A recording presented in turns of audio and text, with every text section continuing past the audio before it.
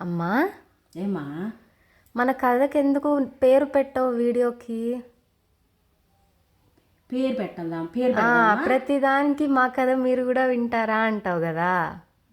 అన్నిటికీ అదే చెప్తున్నానా? కథ పేరు పెట్టచ్చు కదా. అదేలే, స్క్రీన్ మీద ముందే కనపడేలాగా పెడితే ఎందుకు మంది ఓపెన్ చేస్తే మన కథ పేరు చెప్తాంగా, మన నోటితో మనమే చెప్తాంగా. నా నోటితోనే చెప్తా కదా, నువ్వు చెప్తావుగా నేను చెప్పపోయినా. కొన్ని కథలు నాకు హెడ్డింగ్లు తెలియదని చెప్పా కదా మొన్న, నువ్వే చెప్పావు కదా. ఏం కథ అంటే రాణి గారి అలక అన్నావు కదా. అందుకే ఇవాళ ఏం చెప్పావు కదా చేసాకే నా నోటితో లేకపోతే నీ నోటితో చెప్తావు కదా, అందుకని హెడ్డింగ్ పెట్టను అనుకుంటున్నా. అట్లా ఏమంటా? బాగుంది, పార్ట్స్గా పెడుతున్నాం సిరీస్. అలా అనుకున్నా, నా మైండ్లో అలా ఉంది. ఏమంటా? అసలు యాక్చువల్లీ ఇది సిరీస్ అయిద్ది అనుకోలేదు కామా. అన్ఎక్స్పెక్టెడ్గా నేను ఆ రోజు గాజులు అనుకున్నాను. అమ్మ కథ చెప్పవా అన్నావు. చిన్నప్పుడు అక్షయ్ గుర్తొచ్చింది, ఎప్పుడు అలాగే అడుగుతావు. ఇంకా ఆ చిన్నపిల్లే గుర్తొచ్చింది నాకు. సరే మరి ఇవాళ ఏం చెప్పావు కదా? ఏం చెప్పాను విన్నావు కదా నువ్వు. ఏం కదా నీ నోటితో చెప్పు. తెలివితేటలు ఏ ఒక్కరి సొంతం కాదు, మన నోటితో మనం చెప్తే బాగుంటుంది అక్షయ. అవి ఉన్న పుస్తకాలు రాసి చూపించడానికి. మన మాటలు కదా, మాటలు ముత్యాలు. అందుకని మన నోటితోనే మనమే చెప్తాం. సరేనా?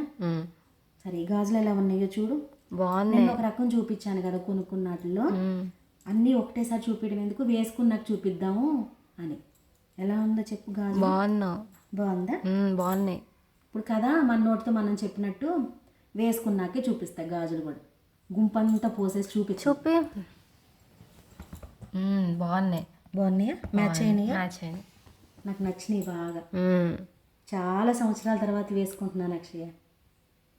మా అమ్మ చాలా కలర్స్ కొనింది అమ్మకి గాజులు. నేను వద్దన్నా కూడా ఇంకా కొన్నావు నువ్వు. బుట్టడు గాజులు కొనింది మా అమ్మ నా కోసం. బుట్టడు గాజులు చూపించను, దిష్టి తగిలిద్దామో. నా చిట్టాలు నాకు కొని పెడితే అందరికీ వేసుకొనే చూపిస్తా. అన్నీ ఒక్కసారి గుంపు చూపిస్తే దిష్టి తగిలిద్దామమ్మా. చాలా మంది గిఫ్ట్ కూడా చేసావు కమ్మా. గిఫ్ట్ కూడా చేశాను. గిఫ్ట్ చేయటం కూడా నాకు ఇష్టమే. రాజుగారు గిఫ్ట్ చేసినట్టుగా కాదు, కానీ నాకు ఇష్టమే గిఫ్ట్ చేయటం. నా మైండ్లో అలానే ఉంటుంది. ఇప్పుడు నువ్వు ఏది కొనుక్కున్నా గిఫ్ట్ చేస్తావు ఎవరో ఒకరికి. 10 మందికి నేను ఇవ్వలేకపోవచ్చు, కానీ ఒక్కరికైనా సరే ఇచ్చి వాళ్ళ హ్యాపీనెస్ చూడాలనుకుంటా నేను కూడా. అది చాలామందికి తెలుసు, నీతో పాటు నా చుట్టుపక్కల నా ఫ్రెండ్స్ అందరికీ తెలుసు. చాలా హ్యాపీ ఫీల్ అవుతాను అక్షయ నేను అలా చెప్పినందుకు కూడా. ఇదిగో ముత్యాలు పెట్టి ఉన్నాను. ముత్యాలకి మళ్ళీ పోగులు కూడా పెట్టుకున్నా, మ్యాచింగ్ కలర్. ఎలా ఉంది? బాగుంది. క్లోజప్ రానా? బాగుందమ్మా. బాగుంది, నేను వస్తా. Thank you Akshay. బాగుంది. చేతి రాసుకున్నది కనిపించింది. చేతి మీద రాసుకున్నది. పోలేదమ్మా, కాలేజీలో ఏదో చెప్తే గబుక్కుని రాసేసుకున్నా. మళ్ళీ సబ్బు రుద్దితే పోయిద్ది. గబుక్కని వరండాలోకి వెళ్తే ఎవరో ఏదో చెప్పారు. పెన్ అయితే ఎప్పుడు చేతిలో ఉంటుంది, టక్కని చేతి మీద రాసేసుకున్న అలవాటు కొద్ది. కొన్ని అలవాట్లు పోవు.